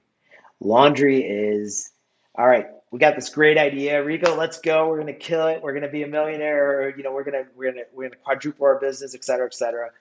But hey, you got all this baggage sitting back here that, let's just be honest, it's kind of fucked up. It's kind of not good, right? So yeah. So I did it again. It happens. All right. So now I got all this stuff. So now I have to clean this up. Now, if I try to create a process around your laundry, honestly, it's not worth it. Let me put the whites in the whites. Let me put the colors in the colors, and let me just get this thing over with, right? So that's the cleanup, like getting to zero. And a lot of people don't do this. They jump into, and I'm saying this because we also did this. We're guilty of this. We used to just say, let's know that file. We need to send this email. We need to send this text message. We need to send this phone call in order to make it work. Let me ask you a question. So let me ask you a question. Like in that process though, right? Again, you got to understand, people don't know what you don't know. You just don't know what you don't know. So someone reaches out to you and they're like, all right, cool. Well, this is kind of like what I'm thinking, Lateef, like my process should look like. Do you take a step back and be like, hey, by the way, based on the accumulated knowledge that we have and other people in our industry, which are successful, have you considered this step? So do you guys also kind of, quarterback some of the portions of the business as well for those that may not be too familiar with what their next step should be? Absolutely. So what we've done is we've dissected it into I like diagrams. So I'm a whiteboard person. So I draw like I use lucid charts, and I'll draw these funnels, or not funnels, but sequences, and I'll share them with you. And I'll say, okay, Rico, here's kind of, let's take that scheduling a lead or writing an estimate. Here's our process for writing an estimate. Step A, B, C, D. Now that you see the way that we found to work well with other companies from knowledge. And oh, by the way, there's this B.1 and B.2 that another company does in case you want to do that. Now I give that to you and you say, okay, I want to add this. I want to remove this. Let's do this. Let's do that. So the idea is we want to help you build your process. We're not going to start like, so what do you do first? Now we have to do that sometimes if it's something we haven't done, something unique, of course. And that's where myself or Ide or one of the more senior people will get involved. But if it's like answering calls, qualifying them, and scheduling them, I'm going to give you my flow chart. And I'm going to say, okay, let's add and remove from this. Let's shoot bullets at it now, because once we marry this, we're going to marry this. So that way, when we hold that person accountable for this, We're going to know we gave them proper instructions. We're not just going to Right. get mad because we woke up on the wrong side of bed. And the truth is, we'll get mad less because they're going to know their process, right? Right. So, yeah, we're going to give you guidance. We're going to share with you what the best practice is. And I'll do this if I have time, whether you're buying from us or not. I'll run through your process with you. I don't have a problem with that. It's not like, again, grandma's recipes, right? I'll share with you what I can, and I post a lot about different things. I want to get you to understand, but building that job description, understanding the process, using ours as a template and adding and removing from it. It's not like the skeleton's hard, but let's be honest. If I told you, and I have more storm roofing guys, and you're more on the water mid side, right? If I were to tell you, tell me what's different. We receive a call, answer right away or promptly, or respond promptly. Get on the phone, ask qualifying questions, whatever those questions are. And if they qualify, put them on a calendar for my salesperson. And if they don't qualify, put them, mark it either as like why they didn't qualify, so then I can go to my marketing guy and wonder why I'm getting gutter leads when I don't do gutters or something like that. Right. So I do that. But that process, you could apply that to storms, you could apply that to a medical center, you could apply that to a carpet cleaner, you could apply that to anything, right? So I give you the skeleton, and now we add and remove. Now, what specifics? What are your qualifiers? I only service this area code. I only do properties bigger than 3,000 square feet. That's fine. Those are the minutia, and that's where we get into the custom part, right? But the process is the same. So we're going to Right. give you that guidance. Again, so I'm listening to this and I'm like, man, okay, Yeah. cool. What objectively, playing devil's advocate, how expensive is this, right? Like for me, I'm like, man, this is like a full operation, so many trained individuals. It seems kind of turnkey. Turnkey typically is more expensive. So like, what's your argument to that? In my opinion, again, this is just my opinion and I'm not selling anything here, but my opinion is, if you can tap into a back end already, to me, that just makes all the sense in the world. Because again, Yeah. if you can go ahead and for a set dollar figure, whatever that dollar figure is, depending on obviously the services that are rendered, but you have someone that can potentially answer the phone, take care of the calendar, take care of marketing, take care of like ManyChat or whatever automation it is that you're using, and you've got like 5 different people, 6 different roles. To me, that's like a no-brainer. So, but again, like, how do you overcome that objection? Like, because again, a lot of business owners, they trip over pennies on their ways of making dollars. So what's your approach on that? So for one thing, and this is why we introduced the software. So the software starts out at like, I think it's $100 a month, and I think it's like $200 a month, but discounted to 100. So step one is just getting into that same kind of like, let's start speaking the same language. Let's get the software implemented. That's something that most anyone can afford. That's going to answer your calls. That's going to take care of like your responses, your Google Messenger, your Facebook Messenger, schedule your leads. There's a ton of automations, and it does that and more. So now you knock that out pretty easily to do. Why do I do that? Because if I use an Android and use an iPhone, if we're in a different system, that alone takes a while to adapt. Now that we're in the same system, the next step is the answering service, scheduling service, the basics. That's about $1,000, right? And that includes the software. So now you stepped up to that kind of like, I got an assistant, but not the specialty stuff. Now, when you get into that specialty stuff, the third level, and before you go to custom, is $2,500 a month. And we're month to month. We don't do contracts. We're literally like, we want the customers that want to be with us, and we want to be the customers that we want to be with. So $2,500 a month. What we have to do is that job description I talked about. We're going to come up with a description that we both can agree that this is worth $2,500 to you, is worth $2,500 to me. Now, from here, what's going to happen is you're going to grow, and there's going to be areas you use more. That's where we get into custom pricing and stuff like that. So for a lot of people, the target to get to for that full assistance, $2,500 a month, no commitments. Now, when you talked about like rolling in and everything, that's where we do the onboarding, which I believe is $3,000 a month or something like that. And that's going to be only for that 2,500 people. But what we do there is that's where we're going to sit down, map your process, build something. And a lot of my SOP library, like it's shared, but a lot of it's going to go public pretty soon with more people. Again, grandma's recipes. I got no problem putting it out there. How to do a material takeoff, how to schedule an appointment, how to do whatever. So we're going to share that with you. But those are the numbers. And I tell people, look at the ROI, right? Like understand I'm investing this much money. What am I getting back? So take that receptionist, take that software. One missed call, what's the value of one potential customer that's lost? I mean, I know it's more than $200 a month. Absolutely. And I can remove that for $200 a month, and you can have that in 2 days customized for you. So not doing it is just a horrible decision. Now, okay, I started missing calls and I fixed that. Lateef, now the next step is I still need a human to do certain things. Okay, $1,000 a month. Now, how do we justify that? Is that one customer, 2 customers, 3 customers? All right, I got to that level. Now I have other stuff in my business I need to focus on. Okay, $2,500 a month. How many customers justify that? And if I can help you maintain those customers and do better with it, how do I do it? The reason the Uber model works is because, there's that liaison, that white glove service, like, hey, car's on the way. He's a 5-star driver. He's arriving. Now, even the bad things, like I tell people, like right now, whether you're a mask person or not, but it gives you that you must be wearing a mask or your driver will refuse you. Now, I don't get in the car and yell at the driver because that's what I probably would have done. I would have got an argument about wearing a mask or not. But instead, I'm being told by the powers that be, Uber, sending me down a message saying it's required, and it's probably sending him a message saying it's required you wear one. So we're both in this together, right? Right. So the thing is, they've controlled the experience. It's called the journey, and they're controlling that journey all the way, that white glove service of how you go. If you can map out your journey on your business, you're able to scale it more. Most everything I've seen in business, when they have all this like weird stuff going on, it's because they didn't control the journey. So now you get into what I call the firefighter versus the fire inspector. You need somebody to put on a hat and grab a hose and go in the building and put out a fire. There's only a few of us that'll do that. But if you have a fire inspector that'll just go in and check your sprinklers and check your lines and check that the electricity's there and the battery backup is working, anyone will do that. So the idea is to build your business with fire inspectors. Like basically, they control the journey. So we're going to get to that. And that's the idea that I guide you with. It's hard to go off on a tangent, but I kind of do that sometimes if you haven't noticed. But like what I'll do is like when we onboard you is figure out how do we justify that value? What's the ROI? How are you going to measure it? And that's why we do the month to month, because it's like, hey, I want you don't want somebody to be like, how many people call me and like, I'd love to use you for marketing, but I have a 6-month contract. As soon as it's over, I'm going to use you. I find that to be like not fair. It's like, dude, I would use you if it works. Now, here's the thing. I will tell people, hey, let's commit to at least 2 months because I want to prove myself. And there's a month of adaptation there, right? So let's prove ourselves first. So let's be reasonable here, Rico. Like, give us a chance to get out of the gates. But we don't have to do this like 24-month contract, right?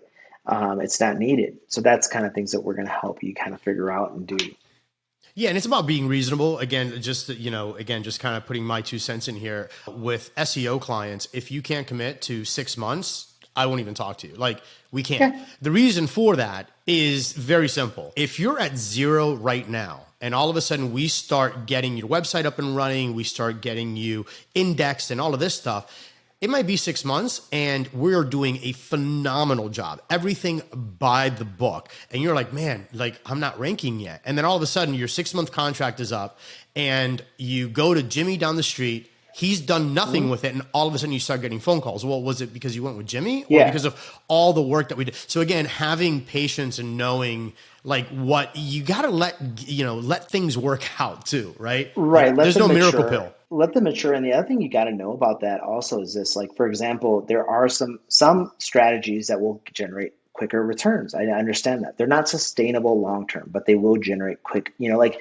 taking your old clients and sending out an email blast will get you some results quickly, but you can't send them every time you send them an email blast, slowly but surely that leads the leads are going to diminish, right? Right. Now what you're doing with SEO with your 6 months. So think about like a Wagyu beef, like a aged steak. I got to leave it in there for 180 days, right? I got to leave it aged, seasoned in salt, just sitting there for 180 days. And it's going to be amazing. Meanwhile, and this is what I think what a lot of people miss and a lot of SEO companies miss, I still got to make it 180 days. So where's the burgers I got to eat? So what you got to learn is a balance. I need my burgers. I need my immediate gratification, the cheaper service that can get some results because I need it, because I want to work with you and I want that steak in 180 days. But I'm going to die if I don't eat between now and then. So understand both objectives and don't treat them the same. Like, oh, well, that guy served burgers and he's good. Your steak, that's just taking too long. No, that steak's going to be great when you get to it, but you got to be patient with it. Meanwhile, understand the difference between a steak and a burger. Like that's going to be a solution once your SEO gets going, that it will just reciprocate and it'll keep going and going and going. It's going to be a great long-term play. Short-term play, the burgers are smarter. I will agree with you. If you have 3 months before you go broke and your strategy takes 6 months, I would be the first one to suggest not to use your strategy. Right. Right. And I'm sure you would do the same. Absolutely. Right. Now, here's the thing. If I can survive and I can go the 6 months, but I can also need a little bit to fuel myself, the advice is use some burgers, wait for the steak. I mean, that's the idea that you got to get people to understand. And if you could see it, it really helps. And the commitment's huge, and understand what you're committing to. Like with what we're doing, even though we don't do the big long-term commitment, It is hard because I have to learn your system. I got to learn the way you do things. Before I tell you how to change it, I really got to look at what you're doing because I don't want to come to you and tell you to change it because maybe there's a damn good reason you're doing it the way you are. And I don't want to be the person to say, do it my way or else, you know? Right. And there's other times I could be like, I see what you're doing and here's why we should do it different. And then logic is logic. I mean, I can explain it to you and you'll understand it, you know? That's kind of the part that we have to get through and get everyone to understand and see. But it's a process. I Onboarding think is that definitely the hardest part. I think that like your system, the big takeaway with what you provide as a service is really giving businesses their sanity back and their time back. Because there's a lot of things that besides the service that you're providing, and I did air quotes there for people that are listening, besides the service of answering the phone, besides, whatever marketing, besides writing the estimate, great. You could look at those as a service, but what about all of the training that goes Yep. into hiring someone and those SOPs that nobody likes to write?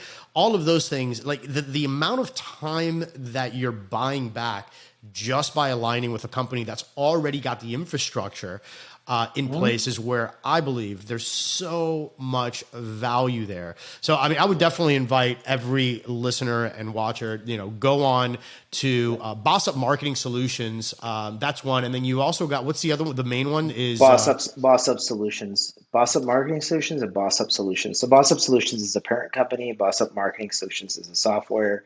And we started now getting everyone into the software first before we bring them in as a Boss Up customer because it's really important that we start at least working on the same kitchen, right? So we started doing that, and it really helps because it helps identify if we're a good fit or not. It's a small investment for everybody because a few $100 and you figure that out.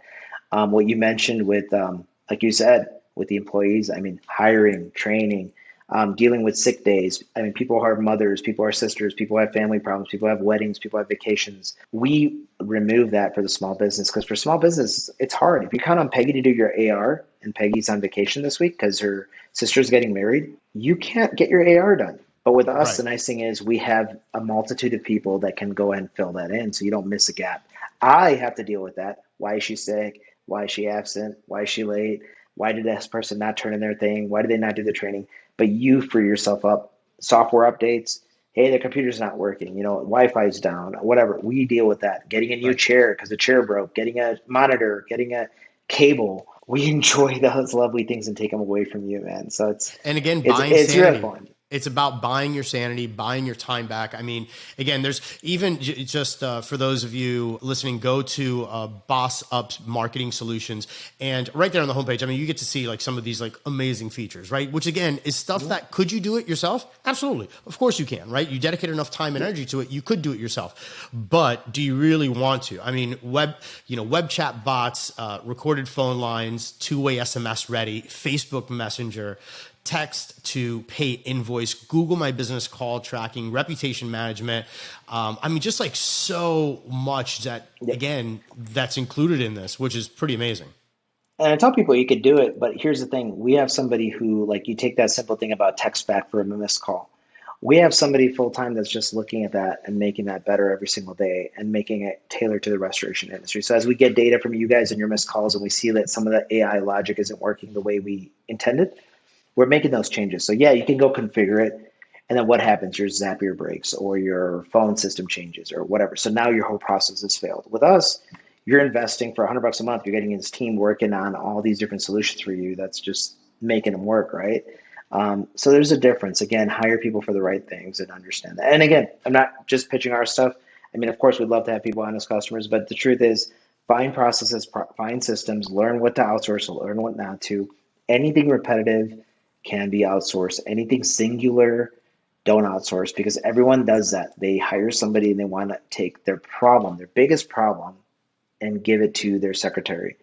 And the thing is, like, that problem, like, oh, my license is expired and I need to renew it. Okay, maybe you should deal with that and I'll deal with your customers that are waiting for their materials because that's something that I'm going to repeat 73 times. And this is going to be a unique situation that's why you get paid the big bucks, Right. right? And understanding that's super important. It's really key to success. That's awesome. So switching gears one more time, Yeah. let's talk about books. I'm constantly bringing up Oh yeah. books that entrepreneurs should read.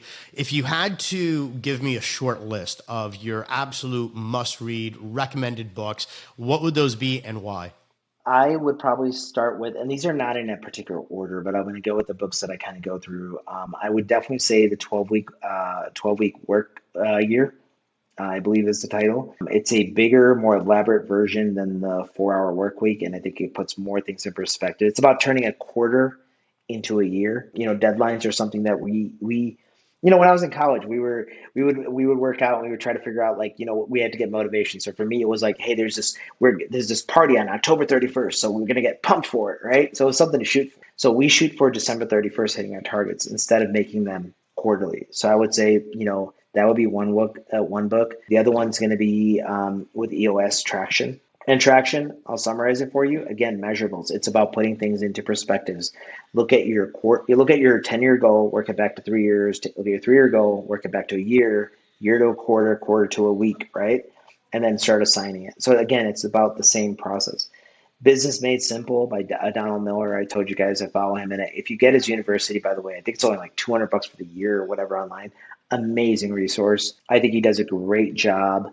He's got that book story brand, but he does a lot of explaining about branding a story. If you've ever seen one of my emails, a lot of people say, wow, you're so articulate. But to this day, I follow his process. I understand how to tell a story the right way. And it's something that I've learned over time by practicing, and I get better at it, but it's super valuable. I would say those three for me, probably the biggest ones. And then I mentioned 5 love languages, and I know it's not really what you would think when you think entrepreneurial, but understanding people speak differently, the core concept, get your relationship, your spouse, which if it could benefit you, they're great. But think about it from just people you encounter. What's the love language for each of us to thank each other, to have conflict with each other, to show gratitude to each other, express the emotions to each other? Really important. So I would say those, and that's probably where I stop. But I could tell you, I could sit here and list off I know, 150 just books. list off I like a love reading. hundred, like 100 books on restoration domination. Let's go. Yeah, exactly. So on restorationdomination.com, what we've done is we've put together a master book recommendation list. So every time that I have a guest on and they talk about, their books, we're just adding it to the list. So under your episode, we'll have the books that you recommend. And what we're going to do is go back and I want to put a ticker on each one of the books to see, like, at the end of, 12 months, 24 months, which books just keep on coming up in conversation over and over and over again. That's a very cool thing. And I'll Something tell else, everybody Blinkist. You mentioned Blinkist earlier. So I want to talk real quick about, a lot of entrepreneurs, and I totally get why, don't have the time to read books. Blinkist is a thing. I don't even know how much it is. I think I pay for it by the year. I don't know if it's $90 for the year. $15. No, I think it's like 15, $20. Maybe for like a month or the year. I Whatever don't it is. remember. I think it was a month. Anyways, I just pay for the year subscription. What a phenomenal way to either A, read, or B, listen, because now they have the Blinkist audio to get exposed to so much great content. And again, most books, really, you could, in fact, for example, like one of the Who Not How, which is a fantastic book. By the 3rd or 4th chapter, you're like, okay, I totally understand what this book is about, because it's the same story, just formatted a little bit differently, right? So Blinkist, 10 to 15 minutes, you can go ahead and knock out a book, give you all the core concepts. And if it's something that resonates with you, then you can go out and buy the book and 100%. do all of that stuff. And I do the same recommendation. So I use Blinkist and I use Story Shots, which is a very similar version of it. And they're both very different and good. I like them both. Story Shots is the same thing. It'll have more videos in it than Blinkist does, but I like them both. But what you do is you get your 10, 15-minute digest. So now if I'm going to talk to you about the 4-hour work week and I've never read it and people keep talking about it, I can at least know the basics where I can hold a conversation and look like somebody who knows what's going on at the table, right? Right. So think Pretty Woman in the movie, like not knowing what to do versus that short training, knowing what to do, right? Right. So go ahead and get your short training. Now, for me, I use it a lot. And why I use it is because I listen to the book. If it seems intriguing, I then decide, is this a book that I want on my Kindle? Do I want to get the audiobook or do I want to get the paper book? And based on how interested I am, it's funny, sometimes I end up getting all three, four So versions. I was just going to ask you. I was just going to ask you about that because I'm telling you. So for a long time, I would buy everything on Apple Books, iBooks, whatever it is that you Yeah. call it, and I would just buy it directly through Apple. And from there, e-reader, I went Amazon, and I've got the Amazon Oasis, which, by the way, I love that thing. Is it? I gotta Yeah. get that. Yeah, it's pretty cool. But sometimes I have this thing where I love, if I really, really like the book, I have to get the physical copy, right? And I Yep. don't mark them up, and I'm like very, very religious when it comes down to my books. But sometimes I've got like the same book like in 3 different formats, right? And it's just great. Yep. So one thing that I've been Yeah. doing lately with books that really, really are meaningful is I've been using a note-taking app called Notion. And Okay. yeah, I found this through someone on YouTube, right? And I wish I remember the gentleman's name, but I'll probably put it in the video description below just so I Yep. can give a proper shout out. But what he does is he takes this app, this note taking app called Notion, and Yep. he also downloads Readwise, which is another app that Yep. syncs all of your highlights from Kindle. So where this really resonated with me, it's like, man, I've read so much, but if you were to ask me right now, hey, to recite everything that I read about every single book, there's books that I've totally forgotten about that I've read. Yeah. And I'm like, man, what was that book about again? I know it was good. I just don't even know why it was good. So now what I do is on my Kindle, I'll go ahead and highlight like the chapters. And then as Yep. I'm reading the book and something actually resonates with me, I highlight it, and then it'll automatically sync and Readwise and also dump it in my note-taking app. At the end of it now, what you do is you basically got like a highlight, your own highlight reel of everything Your that's cheat important sheet. in the book, your cheat sheet, and it's almost broken down in almost kind of like a book report type of way. Yep. So Readwise does something that's really interesting. I Is like you can turn notifications on, and what they do is every day you'll get an email breakdown and or notifications, and it'll just bring up a couple of the highlights that you did. And Very cool. I like right. that. Because again, if the more exposure that you have to something, the more that it's likely to really stick. Yeah. So, and the reason why I thought that was really cool is I read a book by John Maxwell about how his process and what he does to write books. And part of the process that he does is he's got this filing system, and of course he uses an assistant, but as he's reading a book or a magazine or a newspaper, he basically says, oh wow, you know what, this is a really cool topic. He tags it, puts a little note, gives it to his assistant, and then his assistant basically just categorizes everything. When it comes down to him writing a book, he's like, okay, what he does is he writes his table of contents, right? The core idea, really, really broad strokes. And then he gives that over to his assistant, and his assistant basically looks through these tags and pulls out everything that he's ever highlighted, everything that he's made a note on pertaining to that subject. He puts it in a 3-ring binder, and he's like, the book is written. It's just not written by me yet, but the book is written. And when I read about that system, and then I was also introduced to this Notion and Readwise system that just perfectly marries the Kindle app, I was like, man, this is like the only way to read from here on out. It's a little bit more convoluted, I'm gonna test that out. I use Notability, but I like what the Readwise part of that does. So I'll have to look into that, and that's very interesting because we read so much and we only absorb so much. So it is nice to have that stuff thrown back. Because sometimes you read something and then you come across it a year later. You're like, oh yeah, I remember that. And it's like, yeah, you read it, but you never put it in front of yourself. So you're right, getting that stuff to pop up. Or even a book that you're like, you know what? I'm at a stage right now. I've read books that I wasn't ready for yet, right? Just mentally or emotionally, physically ready to go ahead and execute on it. Great concepts, great ideas, but I just wasn't ready.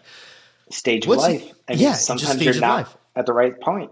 Right. So wouldn't it be nice to be like, hey man, I know that I read this great book, but I don't remember anything. Let me just go ahead and pull up my notes real quick. And then all of a sudden, just right there, a few clicks of a button, you can go ahead and in 10 minutes, you can read through everything that you highlighted that you thought was impactful. You don't even have to pick up the book again. And it's just like, it's what they call a second brain. It's the whole second brain concept. And it's just a really cool way to read. There's also especially for you guys that are listening to the podcast, there's this podcast listening app, which is called Air, I believe. AIRR. And what that does is it also syncs with Readwise. And let's say that I say something brilliant, which rarely happens, but let's just say that I do. There's a quotation mark. It's almost like a play button. It's a quotation button. You can hit it and it'll stop the podcast right there. It'll go ahead and transcribe certain podcasts, or you could just make a note and then it'll go ahead and save it right in your Readwise account. So super cool and innovative way. Again, it's all about using technology and digital assets as a secondary brain. Yeah, and then you get your assistant or whoever to maybe put that into your book or put it anywhere else. It really helps. I think there's a lot of tools available, and I think this younger generation has more control of some of these than we do. For example, my daughter's actually a published author. She actually published her book on, so to add to my books, I would say Finding Your Fit by my daughter, right?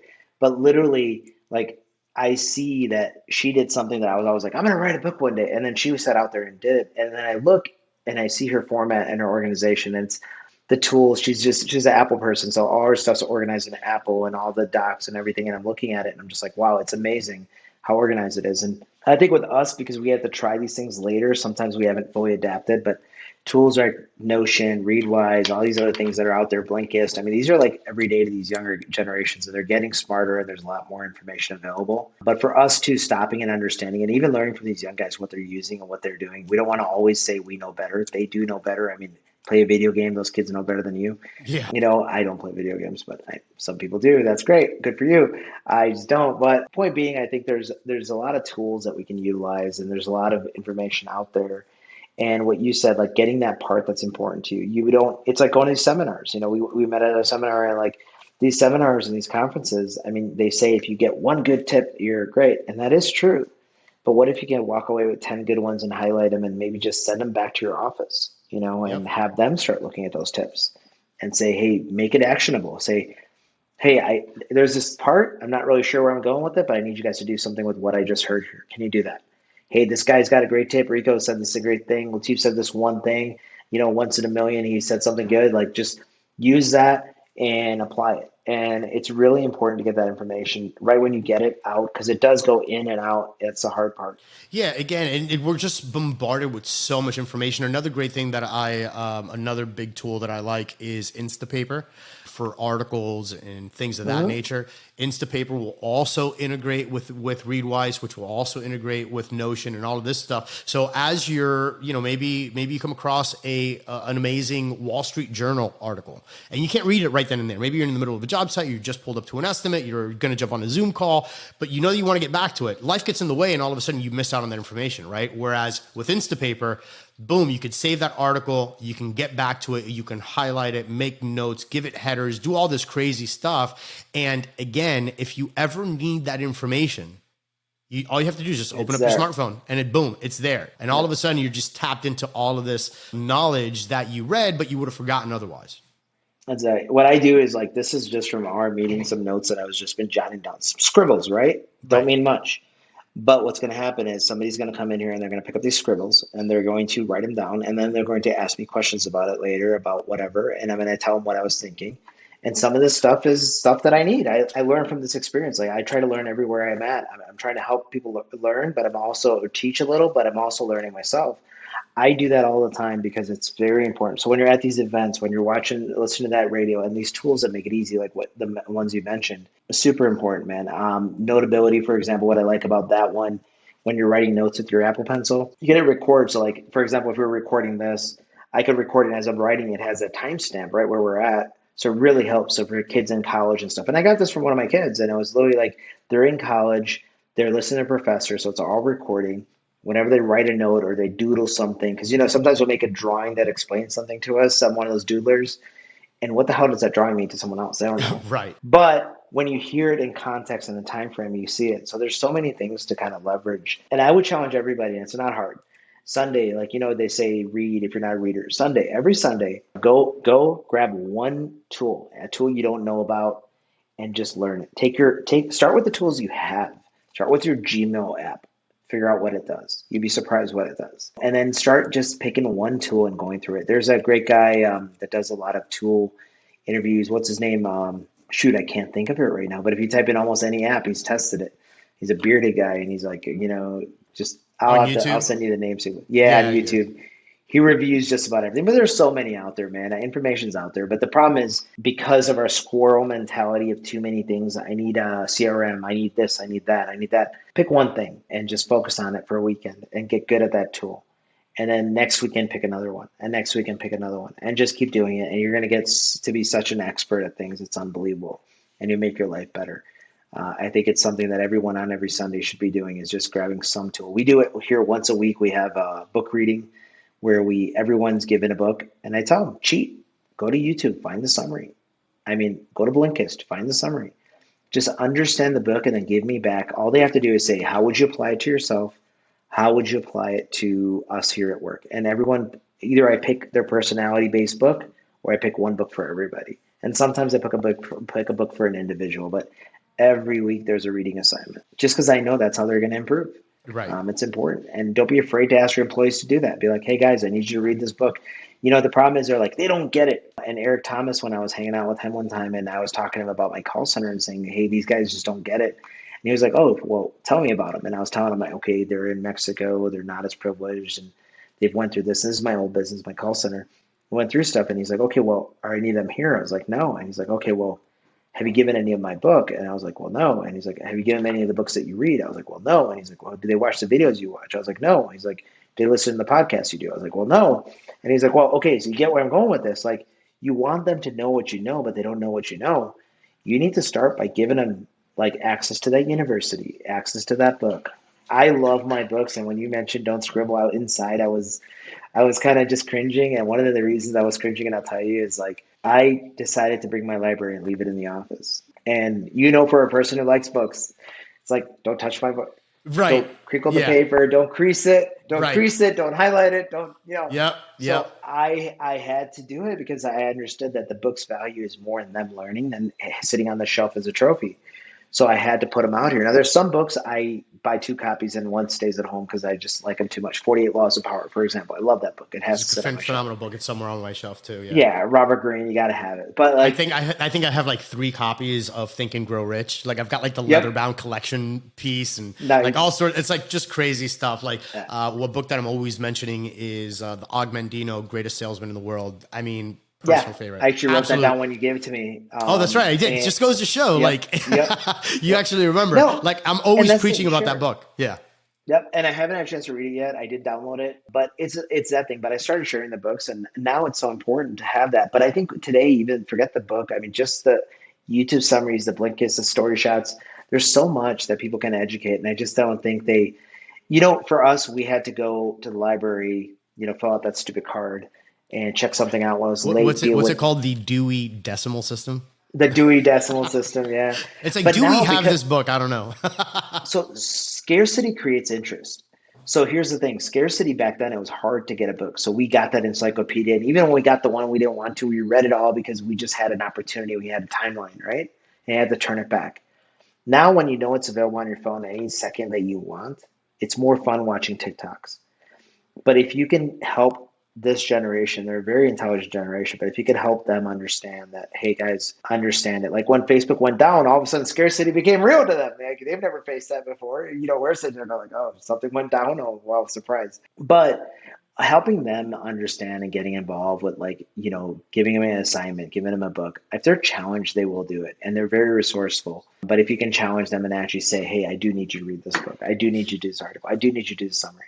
And ask as if though it's expected. And here's something, like, this doesn't only apply to office staff, right?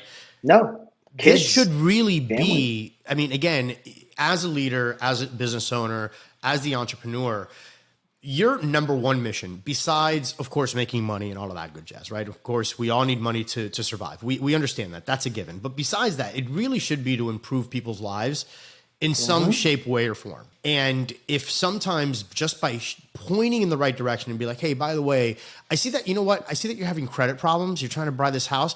You know what? There's this great resource on how to get your credit score from 500 to 750. Yep. All you have to do is read this book, or here's this course. I have access to this. I have access to that. Oh, you're having unhappy marriage?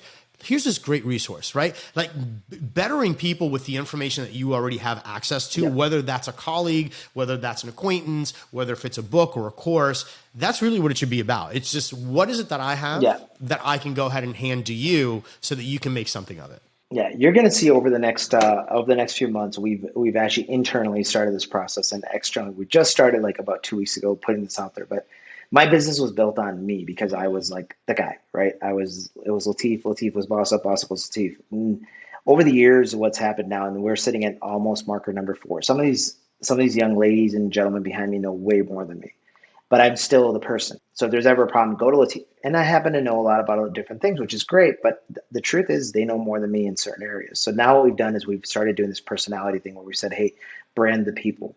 So the goal for next year, 2022, what you're going to see is you're going to see more and more of my staff being out here. You're going to be interviewing one of my staff and not me. You're going to see more value in that because I'm making it where I want you to understand that it's not me, dude. I want it to be the company. I want it to be about them. There's people in here that know more about CRMs. There's people in here that know more about estimates or about code or about photo reports. There's people in here that know more about AR.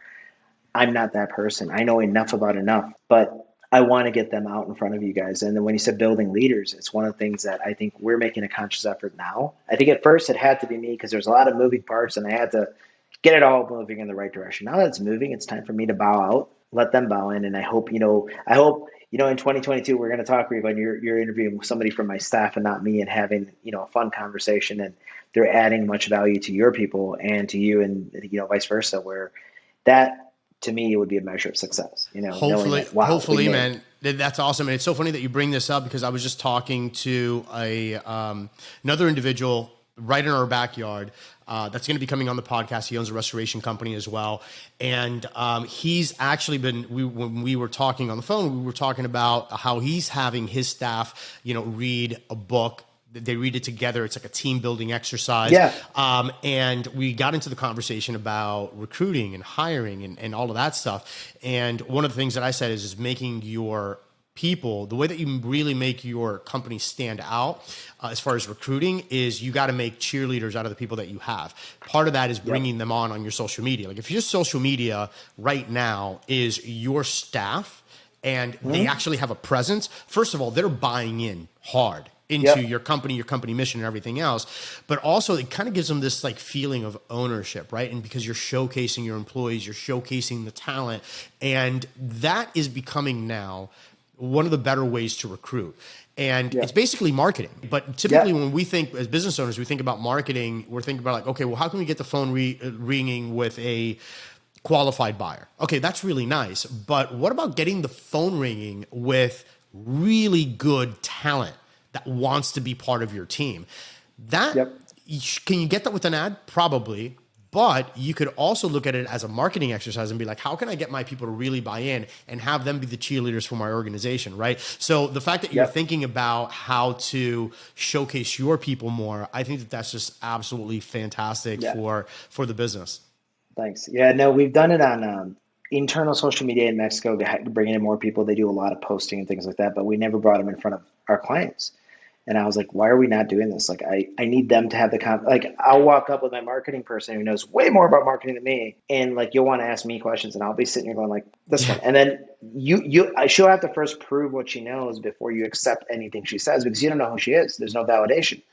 Now, if she was in front of you 47 times in the last year on different videos, you'd have been like, Lateef, hey, can I talk to her? I want to talk to Jeanette because she knows more about it. I would have gotten bypassed, and that's my failure. And I recognized that this year, and I said, hey, we're going to do a big conscious. So we built 6 particular young ladies that everybody's going to get branded, but 6 particular ladies that I feel are really truly experts in their areas. And we're going to slowly launch them out there. So right now we're doing the CRM launch. So if you follow our pages, you'll see one of the young ladies, Ide, who's one of my main girls, she's getting in the CRM side. You're going to see Jeanette in our marketing side. You're going to see Angela in our estimation side and Esteban. And you're going to see an AR Karen. So we're going to start presenting more of these people because I want it to be more than me. I mean, I think I've reached that level of maturity to say like the ego's gone away, and it's like, I don't want it to be about me. Actually, I prefer if you just don't talk to me. Leave me alone. Right. So speaking of social media, obviously Boss Up Marketing Solutions, bossupsolutions.com. If somebody wants to reach out to you, besides those 2 sites, where can they go ahead and follow you and kind of be a fly on the wall? Man, Instagram, Lateef Farooqui. My name's a little harder. I'm sure I'll be in the spelling for this, but there, Facebook, you can fly there. Feel free to text me. My cell phone is on our website. If you go to our website, you'll see, like, if you go to me, it'll be there. I share my number everywhere. You can text me, you can message me, but Facebook seems to be like, I guess I'm from that generation. I'm getting into the Instagram thing. I'm not into TikTok and I'm not into Snapchat quite yet. Just don't have the time yet, but I'd love to be bored one day sitting at a beach just making Snapchats and TikToks for you guys. But we'll get there. We'll get there, right? Yep. But yeah, no, just follow us there. And then honestly, pick up the phone. I mean, my cell phone, like I said it's public. Pick up the phone, text me, say, hey, are you available to chat? I try to make my time. Understand, just like you, I work in a business. So daytime, we have short amount of time sometimes. Evenings, weekends, I work. Feel free. I will talk to you. And if I don't, I'll just call you tomorrow. Trust me, it's nothing bad. It's just, I happen to be busy tonight, Awesome, man. But I'm one of those guys. Yeah, well, Lateef, man, thank you so much for coming on the show. So much value, what you're doing with your organization. I absolutely love. I think that you're going to be have been saving, and will continue to save a lot of people's sanity and resources. So thank you again. We should definitely have you back on the show, especially once you go ahead and start showcasing all of your wonderful staff, man. But thank you again for coming on the show and adding so much value, all right? I appreciate it. My gratitude to you and giving us the time, and all your listeners for listening in. And I think you're providing a great value as well to everybody, bringing on the different varieties and people learning and understanding different aspects, different views, different visions, and different resources. So it's pretty awesome, man, what you're doing. So keep it up. Thank you, brother. Catch you on the flip side. You've been listening to Restoration Domination, interviewing the restoration business's top industry insiders, the movers and shakers, the hustlers and hackers. We hope you've gotten some useful and practical information from the show. Make sure to like, rate, and review. And we'll be back soon. But in the meantime, hook up with us on Instagram. Find Rico at Rico Garcia Jr. Find Ecotech Pro at Ecotech Pro. And check out the YouTube channel at Ecotech Pro. Till next time, this is Restoration Domination. Hustle, hack, dominate.